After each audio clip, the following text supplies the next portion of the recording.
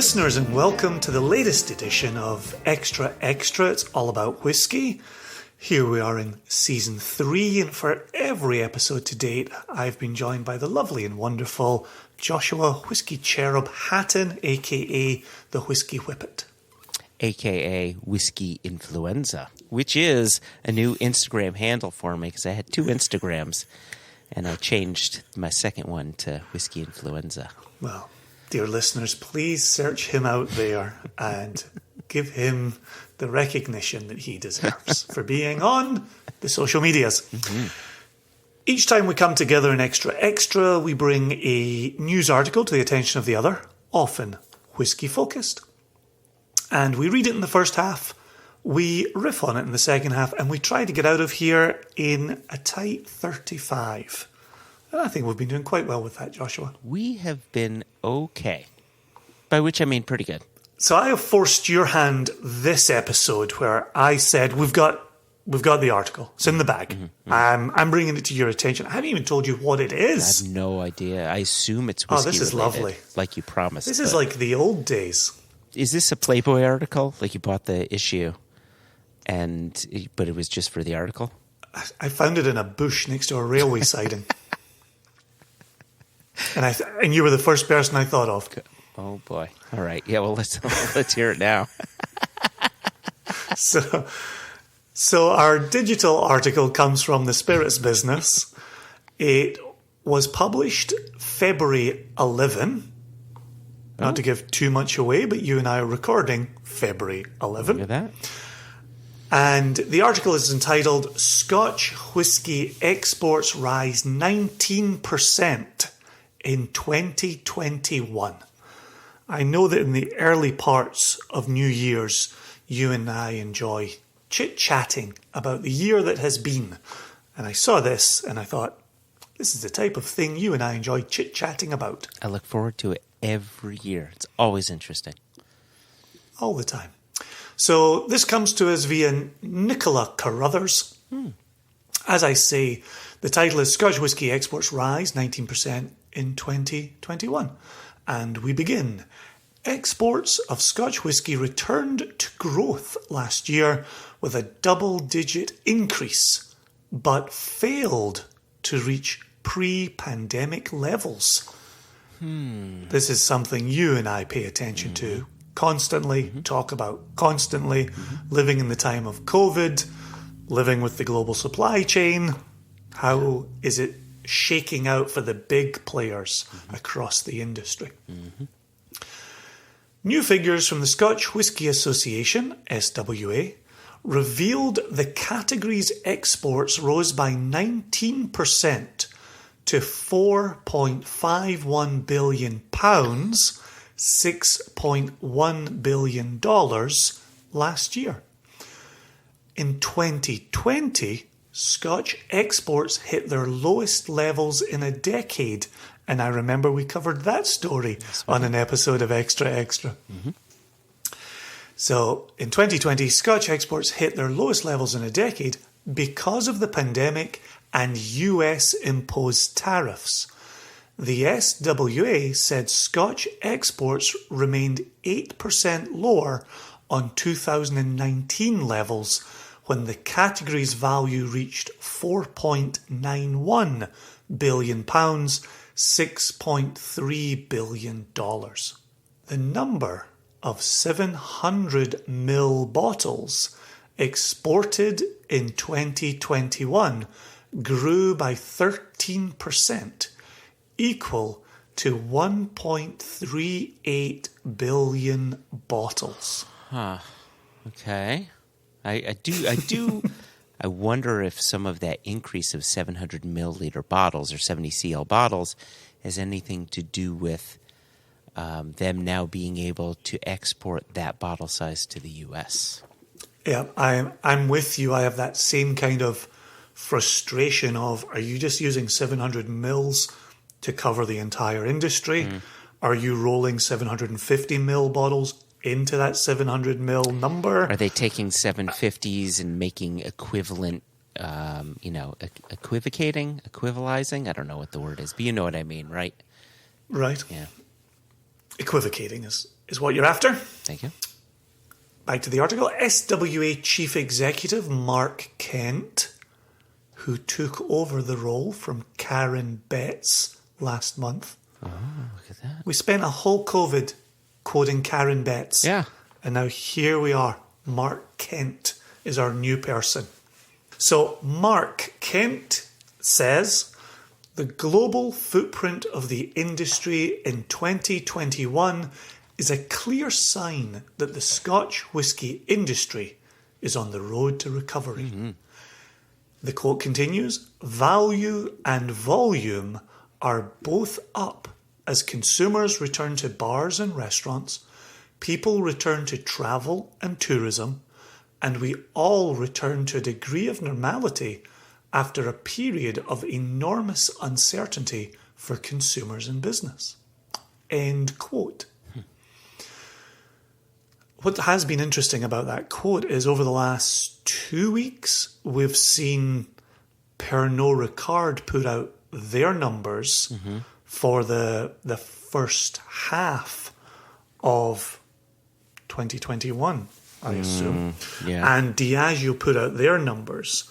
And they both talked about, A, the rise of the premium category, but also the return of on-premise. Yes, yeah, which is right. As you're reading this, the sales of Scotch whiskey going up is one thing, right? That's wonderful to see. But hearing this talk of a general return to normality, even if it's in baby steps, is really nice to hear. Yep. The article continues. The double-digit growth was driven by Asia Pacific and Latin America, There you go. up 21% and 71% respectively. So Asia Pacific increased 21%, Latin America increased 71%. Wow, that's huge for Latin America. Okay. Yeah, 100%. I first saw that number and thought, is that a typo? Has someone switched digits on that one? But they then follow up on it, so I know it is real. The SWA also noted strong growth in key emerging markets for Scotch, including India, up 42.9% in value, China, up by 84.9% in value, and Brazil, which exported 82 million bottles, an increase of 80.5%. Holy cow.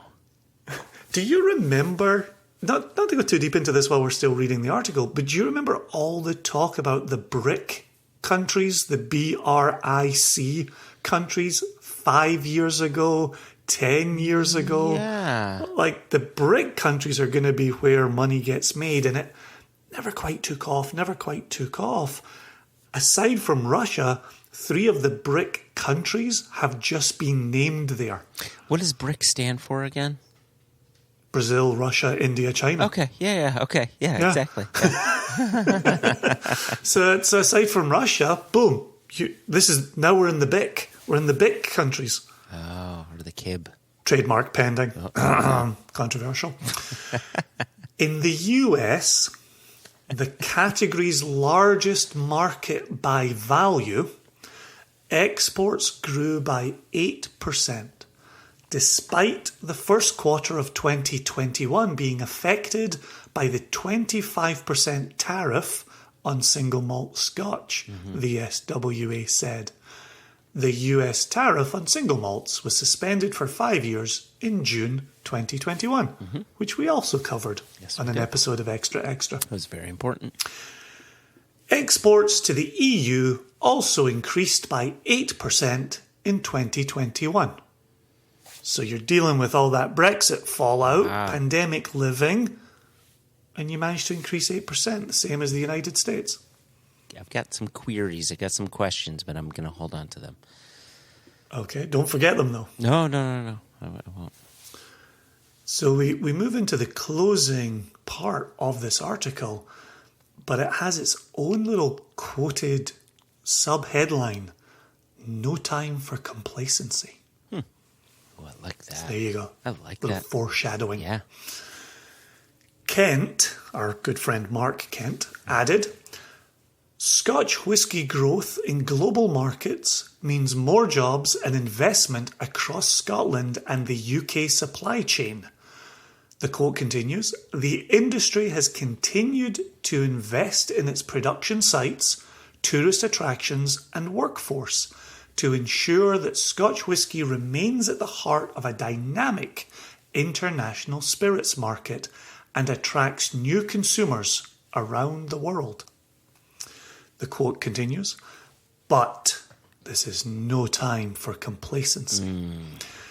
The industry continues to face global challenges, including ongoing trade disruption, growing supply chain costs, and inflationary pressures. And undoubtedly, there is some road to run before exports return to pre-pandemic levels. End quote. He called on the UK and Scottish governments to help the sector recover through quote-unquote global opportunities, such as the UK-India trade talks, parity in the alcohol duty system, and more investment in sustainability. And the article concludes on this. Last year, the UK government pledged £11.3 million, approximately $15 million US dollars, to support 4 distillery sustainability projects as part of the second phase of its Green Fund. And I actually clicked through, because they link that article at the end of it, and I previously had clicked through on that. And it talks about Arbicky getting money there. Yeah, yeah. It talks about Glengarry getting money there. That's interesting. Right? It also talks about the Cornish Geothermal Rum Distillery. So it's what I'm saying is it's well worth clicking through on that. But what it also made me think of was the other week there was an announcement about Kilchoman receiving £22 million in funding, and what Kilchoman were going to put that towards. You mentioning Kilchoman reminds me that I've got an Instagram live chat on February 23rd. It's going to feature Anthony Wills, and one of the things that I was going to be asking him is $22 million for investment in the distillery. Like, what's going on there? What are you going to do with that? Oh, fantastic! Right, because they just expanded their distillery. They have a new visitor center, so that's a lot of money for them to be playing with. So it'll be interesting to get a bit more detail on that. Oh, wonderful! Yeah, Yes. I'm So glad I brought that up. That'll be on the Impex Bev Instagram page, February 23rd, 8 p.m. Eastern Time, 5 p.m. Pacific. And these are U.S. times, by the way, for our over-the-seas listeners.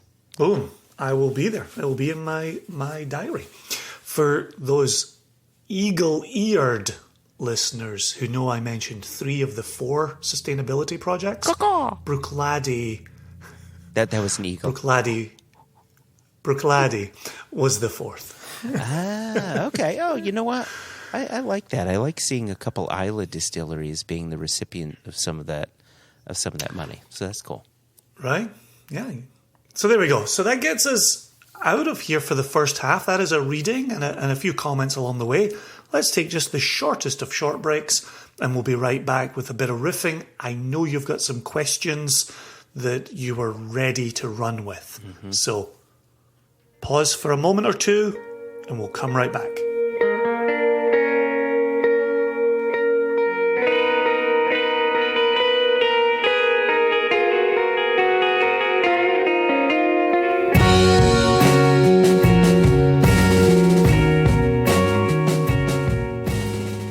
We are all waiting eagerly for your questions, comments, and or thoughts. Joshua Hatton. So question number 1, can you read back to me some of the numbers that that the article mentioned where it said Brazil experienced this increase, China experienced, right? Can you read that back to me?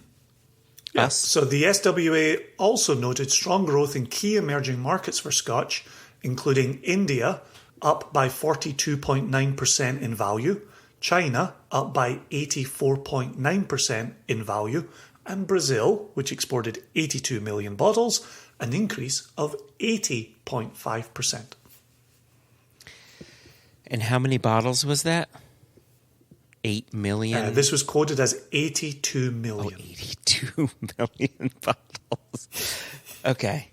The reason why I wanted to get these numbers is that's big, right? Let's just really quickly, 82 million divided by 12, right? Because they say they're 12 bottle cases. That is almost 7 million cases, 7 million extra cases to Brazil in 2021 over 2020. Now, they don't list out the number of bottles, extra bottles going to India or the extra bottles going to China, but those numbers are huge. And stepping back and listening to this story, big picture, they're saying the increase for 2021 over 2020 was 19%.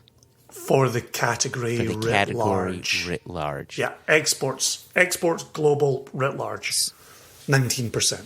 So it sounds as if there are other markets that continue to struggle, that the Scotch whiskey industry has likely seen a downturn in, and what they've done is, okay, things aren't working so well over here. Where else can we go? And I wonder, I often wonder how stuff like that is strategized, right? I remember years back, and we would hear about price increases and cask scarcity because X amount of product was going to China, and then China put certain rules/laws into place that eliminated gifting, and that made a bit more availability for Scotland. And okay, where are we going to put it now? And then all of a sudden, we had access to more casks as independent bottlers. And so, while all of this is really positive to hear, I really do like it. It does make me wonder what markets aren't seeing this return. Right. The industry is seeing a return to normality, but it's not doing it through traditional avenues. It's seeking new places, these BRIC countries. So I would almost argue that it's really not a return to normality. In fact, I would suggest that these numbers are going to be big now, but I think what's happening is they're filling the pipes, right? And by which I mean, I know you understand that term, but for those that are listening don't understand this term, you make a deal with the country to buy X number of cases of whiskey. And they say, okay, we're going to purchase it. We're going to start distributing it. We'll put it on retail shelves. Now that has to come off of retail shelves. Now it has to go through bottle on bar shelves, on restaurant menus, and so on. And I wonder if in 2023, when we look at 2022 numbers, if we see continued growth through these BRIC countries, or if those within the industry have to look at ways to rebuild some of the more traditional markets that haven't been as easy to do so. Well, the other aspect for me is value and volume, which you and I have talked about on previous episodes. And you've got Mark Kent, new SWA chief, saying value and volume are both up as consumers return to bars and restaurants, people return to travel and tourism, and we all return to a degree of normality after a period of enormous uncertainty. But you could, as a producer, increase your case price, and you could then see an increase in exports, in the prices attached to exports. And that to me is where both volume and value are important. Are you sending out, are you exporting more physical bottles than you did last year or 2 years ago or 5 years ago?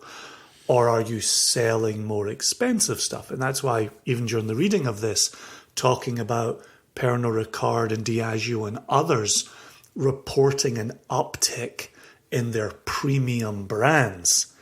Those premium brands then get to do some heavy lifting for you when it comes to these total exports numbers, when it's just a value attached to it. And so as much as we're talking about this many bottles and that many bottles and bottles over here, I'm really curious what's in those bottles. Right. Yeah. I mean, well, let's think about the markets, right? I mean, you've got India that has traditionally been a blend market. Yeah, exactly. Latin America, very much so with blends too, right? I mean, Buchanan's is the leading blend within Latin America, and they've got a 12-year and an 18-year, and they may have other age-stateds and some non-age-stateds, but it does make you wonder, is Buchanan's just doing that much better? Are they creating other lines, more affordable lines, right? Because 84 million bottles, an increase of 84 million bottles from one year over the next, 7 million cases, is a monstrous amount of liquid. It's crazy. So, yeah, I wish there were more detail in this to really... And that's always it, right? Yeah. Is the... how much of this are cheap as chips blends? How much of this is 81-year-old Macallan? Right? Clearly there's only 288 bottles of 81-year-old Macallan. Yeah. Right. But it is, right? It's how do you present those numbers? And in a few episodes of One Nation Under Whisky, we'll be speaking with Ewan Morgan of Diageo and speaking with him about what he's seeing within the US market and what types of products are doing well for themselves. And clearly Johnny Walker, a rampant Diageo brand, but also fits within today's article where they're talking about money's being invested in tourism and places to visit and bring your tourism pounds. And I think about these newly opening Johnny Walker visitor centres in Edinburgh and on Islay, right? This industry needs tourists. Well, first of all, it needs whiskey consumers to be purchasing the bottles in their own countries and putting them into their own homes. But then they also need them to be travelling, partly for travel retail expressions, which have completely bottomed out during COVID for obvious reasons. But then also to come into Scotland, to come to these visitor centres, to come to these... I'm going to use the term tourist trap, but I don't mean it in the pejorative, right? A tourist landing spot. But then to pay for hotels, to pay for taxis, to go to pubs, to pay for beers, to pay for dinners, right? You can see the way in which Scotch drives the Scottish economy. And as we start to lose elements of that through this COVID living, it has this huge knock-on effect. So seeing bottles going out to markets is the beginning of then delivering them to consumers to then get consumers coming back to Scotland. That is such a smart way to look at it. And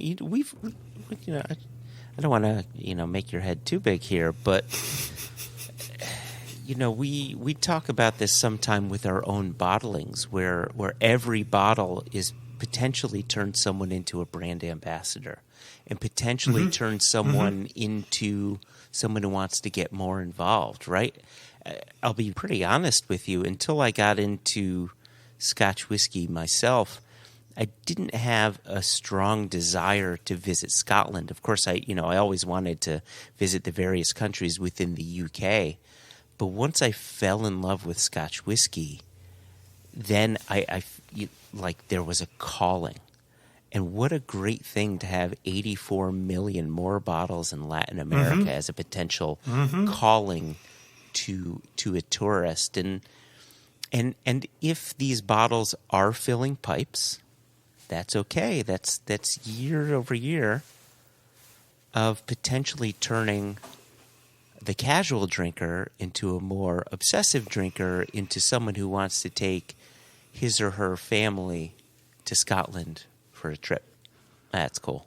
Well, and I think it's also that talk of kind of the aspirational qualities of whiskey drinking. Mm-hmm. And so on one hand, when I hear about the increase in the premium segment, I, of course, never think I'm occupying the premium segment because I'm not spending £100,000 or dollars on a bottle of whiskey. However, I am in the single cask strength end of this, and that's premium. And so if it really right, is. and so if we're moving consumers from an entry point that is a cheaper blend, even into a slightly more expensive blend, mm-hmm. or then into a single malt, I might have to get over my issues with the P word and start to embrace, I'm not sure I can complete that sentence, but it's always to the P word with you, Jason. I think if it didn't have the word premiumization attached to it, like, that's just a bit of a wanky word. Mm-hmm. But aspirational, I can really get behind, and moving the consumer along the spectrum, and it's certainly something you and I have talked about with industry folk for the full 5 seasons of One Nation Under Whisky, which is, what concerns do you have? What are you keeping an eye on? Is this a bubble that's bursting? And then, gosh, I've quoted this so many times since we had the conversation, but Stuart Aaron at Bespoken, where he talked about, the number of consumers that exist, and to think about those consumers who only now, post-COVID pandemic, are even getting into blends and starting their journey in this category. It could be really exciting to bring them along and keep showing them new aspects, sliding that scale along the spectrum. So as much as on one hand, and I think this is kind of how you and I have made our way in this industry for a decade, is when we see this article, we're talking about £4.51 billion in exports. Mm-hmm. But behind that number, there are significant details to be parsed out. Mm-hmm.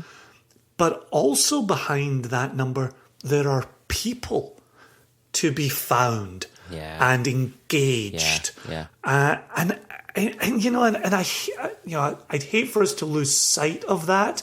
And I think partly this conversation that we're having here is reinforcing the existence of people. I know I'm as guilty as anybody. I do use the word consumer. I think of people who would consume our selections, purchase our selections. But we are still talking about people, and we are talking about raising a passion within those people. So the numbers are great. We're seeing a growth. But if there's more people, boy, that's an exciting thing. I don't know if I could add anything to that, Jason. Are you going to get us out here in a tight 30? I think you helped me get us out of here on a tight 30. Let's see what happens. Let's see what it may be 30-31, but we shall see. Well, okay, I'm gonna pack up my mic and go home then. So you are home. Let me just say for the dear listeners, this is the office. Once I leave this door and go down the stairs, then I'm home. You're in your office room. I forgot about that. We don't use the R word. So for all listeners, if you would like to reach out, if a story piques your interest and you'd like to see it covered in extra, we may or may not. I know we've had a couple of people write in and we haven't covered their story. Please don't be offended. But if you would like to reach out, questions at onenationunderwhiskey.com. Also drop a note to info@singlecastnation.com if you feel so inclined. We do love hearing from you.